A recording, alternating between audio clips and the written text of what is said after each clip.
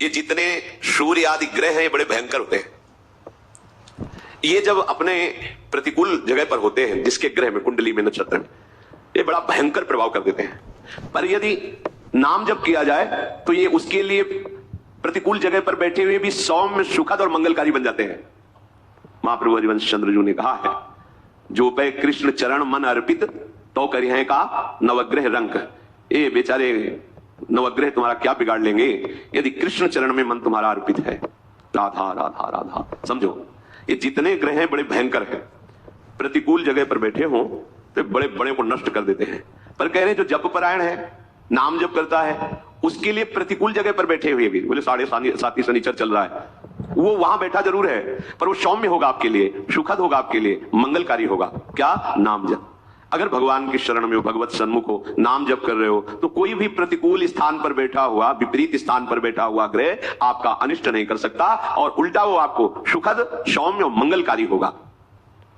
अब लोग इन सब के लिए बाहरी उपायों में भटकते हैं कि ऐसा है तो ऐसा कर ले। कुछ नहीं, नाम जप करो, इससे सब ठीक हो जाएगा। जो उपासक नाम जप करता है तो भयंकर रूप वाले, सूक्ष्म रूप रख के प्रवेश करने वाले, क्रूर कर्म कराने वाले, ये जो राक्षसी भाव है, ये उसके हृदय में प्रवेश नहीं करते, आक्रमण नहीं करते। सर्वे नानुगतम चैनम दारुणाः पिसितासनाः घोर रूपा महाकाया दर्शयन्ति द्विजोत्तमम्। जो जप परायण है, नाम जप करता है, तो यहां घूमते रहते हैं अव्यक्त रूप से भूत प्रेत पिशाच भयंकर आसुरी राक्षसी स्वभाव वाले। जब आप अपवित्र हैं, भगवत विमुख हैं, देखो उनके कर्म कैसे थे। अरे आप घोर राक्षस है, बिल्कुल दया नहीं आई, ऐसा कर दिया, तो उसके ऊपर आविष्ट हो गया। ये सूक्ष्म रूप से देते हैं, जैसे किसी को भूत दिखाई थोड़ी देते, आवेश हो जाता है, बोले मैं अमुक हूं, क्योंकि वो अपवित्र है, भगवत विमुख है, उसके लिए द्वार खुला है, उसको दंड देने के लिए उसके अंदर प्रवेश कर गया। भयंकर रूप वाले या सूक्ष्म रूप वाले या विशालकाय क्रूर कर्म, गलत कर्म कराने वाले, ये जो राक्षस हैं, जो आसुरी भाव हैं, ये जप परायण पर कभी आक्रमण नहीं कर सकते। इसलिए राधा राधा राधा बड़ा भयंकर है संसार, तुम्हें समझ में नहीं आ रहा। राधा राधा राधा राधा। जो जप परायण है, जो शास्त्र स्वाध्याय करता रहता है, जो अपने सुख को दूसरों में बांटता रहता है, और जो दूसरों में कभी दोष नहीं ढूंढता है, वो सदैव सुखी रहता है, निर्विघ्न रहता है। चलो इन आचरणों से सुखी तो चाहते हो। जो साधु शास्त्र का ज्ञान रखता है या न रखता है, ध्यान से, उसे वेद आते हैं या नहीं आते हैं, वो पुराणों की कथा जानता है या नहीं जानता है, वो उत्तम संस्कारों से युक्त है या शून्य है, उसका समाज में सम्मान होता है या अपमान होता है, इससे कोई मतलब नहीं। यदि वो भजन परायण है तो राख में छिपी हुई आग की ज्वाला है। वो बोल लेता है कि नहीं बोल लेता है, उसे वेद आता है कि नहीं आता है, वो उसको लोग प्रणाम करते हैं कि नहीं करते हैं, संस्कार युक्त दिखाई देता है या नहीं दिखाई देता है, पर रात दिन भजन करता है तो कैसा है? बोले राख में छिपी हुई आग है, वो छेड़ मत लेना। ऐसा भीख मांगता खाता है, ऐसे कोई तेज तो है नहीं, कोई लोग तो इसके पास नाम जप परायण, बड़ी महिमा है।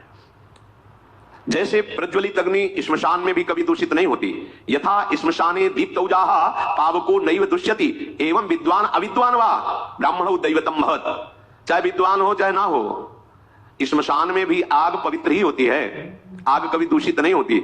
ऐसे ही जो सर्वत्र भगवत भाव रखने वाला है, निरंतर भजन में है, वो महान से भी महान है। कहीं भी बैठा हो, कुछ भी कर रहा हो, ये मत समझो कि तो अपवित्र है। जैसे श्मशान में भी आग पवित्र है, ऐसे भजनानंदी हर समय परम पवित्र रहता है। विषयान ग्रहणं तुम मुंचन्तु वा, दृष्टि मत डालो, किस भाव की स्थिति में कहा तुम्हें पता नहीं है। प्रकारश्च पुरद्वारैः प्रसादैश्च पृथक् विधैः नगराणि न शोभन्ते हीनानि ब्राह्मणोत्तमैः। बहुत बड़ी बड़ी महलों से नगर बहुत सुंदर श्रृंगारित हो तो वो तब तक नगर कहलाने योग्य नहीं होता जब तक एक साधु ना हो।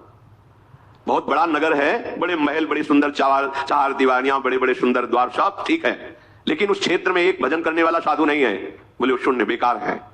और चाहे जितना छोटा गांव या पूर्वी हो ऐसा, और वहां एक भजनानंदी, वो महानगर है, क्योंकि एक भजनानंदी, तो आप सोचो ये तो भजनानंदियों का खेत है जहां बैठे हो। कोई ऐसा नहीं होगा यहां जो भजन न करता, कोई पक्का। वो कर नहीं रहा तो सुन तो रहा है ना। चलत फिरत सुनियत है श्री राधा वल्लभ लाल। रंगनाथ जी जाना है, बिहारी जी, राधा वल्लभ जी कहां जाना है, यहाँ यही पूछना होता है, यहाँ थोड़ी पूछना होता है होटल जाना है या टाकीज जाना है, यहाँ तो यही पूछना होता है ये पथिकों से। अब वो भजन नहीं कर रहा पर भजन ही तो कर रहा, कहाँ चलना है, बाकी बिहारी बैठिए, बाकी बिहारी। हाँ नहीं, राधा दामोदर जाना, हम वहां तक छोड़ देंगे, सेवा कुंज से तुम राधा दामोदर चले जाना। पूरा चिंतन भागवती, चलत फिरत सुनियत है श्री राधा वल्लभ लाल, ऐसे वृंदा विपिन में बसत रहो शब काल। हे युधिष्ठिर, जिस नगर में एक भी संत रहता, भजन करने वाला रहता है, वो पूरे नगर को तार सकता है। निकलते उठते हुए जय सिया राम, राधे श्याम, जो भी नाम उच्चारण, देखो संत महिमा देखो। आप कहीं भी स्थिति में हो, किसी भी संसारिक स्थिति, सामने साधु दिखाई दिया, अगर थोड़ी भी आस्तिकता है तो भले उपहास हो, हे बाबा राधे राधे, राधे राधे भैया। 2 बार तुमने बोला, 2 बार उन्होंने कहा, 4 बार कान में नाम पड़ा, 4 बार मंगल हो गया। एक साधु जहां है, उसने धन्य है वो भूमि जहां साधु वास करते हैं, भजन करने वाले वास करते हैं। प्रजा की रक्षा करने वाला जैसे राजा होता है, ऐसे राजा और प्रजा दोनों की रक्षा करने वाला साधु होता है।